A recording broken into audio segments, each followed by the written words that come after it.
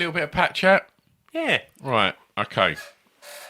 So, it's approaching the end of the financial year. Oh, is it? Yeah. Oh, yeah. Pat's got to do his tax return. So Pat's got to do his tax return. And basically, he's had a letter from the Inland Revenue saying that they'd like to pop to the yard and see Pat because he's declared a profit of 11 quid. Right. I mean, I don't know what's going on at the yard. I'm interested to know what Pat does with his cash. Well, it's been an hard year. Like, do you think Pat's got a bank account? What, in 1984? Yeah. No. You need a bank account for in 1984. It's got a sofa. Right. How's he pay Martin? He gets the Peak Frames biscuit tin out, he opens it and pays him in cash.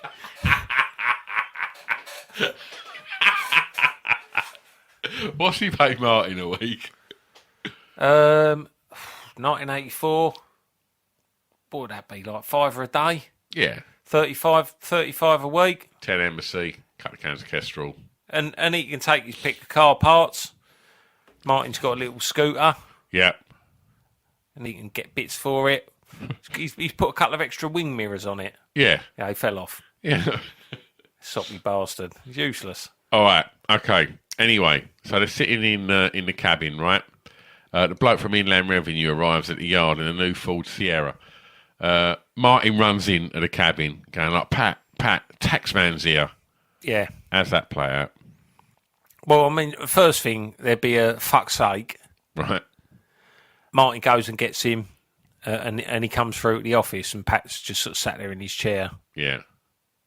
In his leotard. Yep. But it's January, it's fucking freezing. Yeah.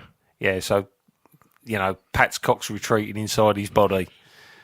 He's feeling vulnerable. Yeah. Well, the taxman's not.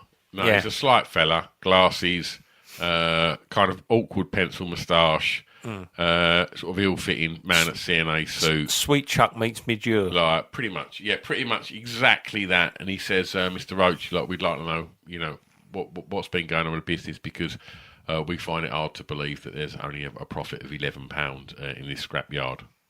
Pat gets his books out. Right. There's like one page, and it's Right. just got 11 written on it.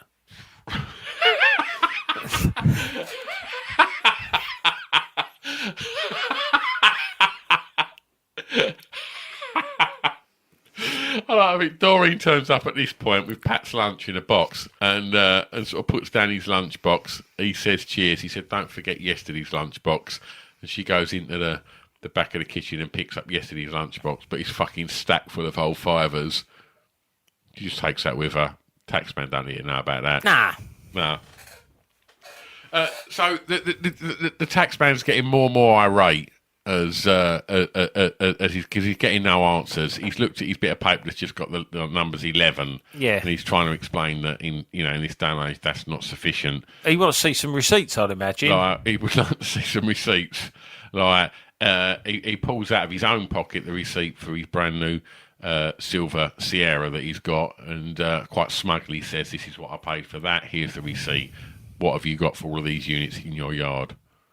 So Pat shows him the book a bit closer, and he looks at it, and Pat shuts it on his head.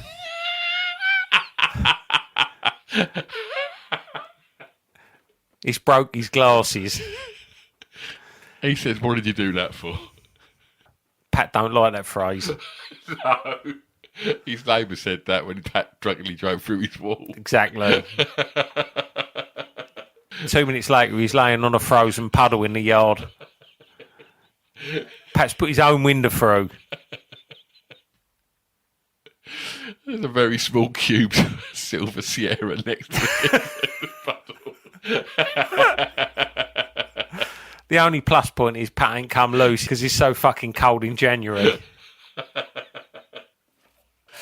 January 1984, people.